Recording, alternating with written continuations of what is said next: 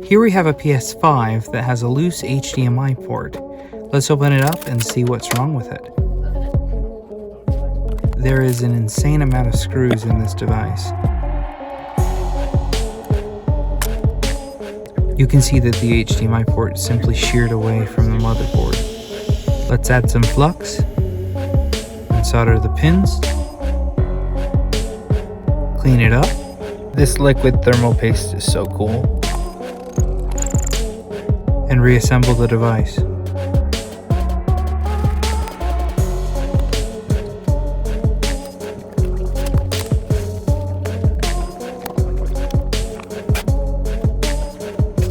Let's test it.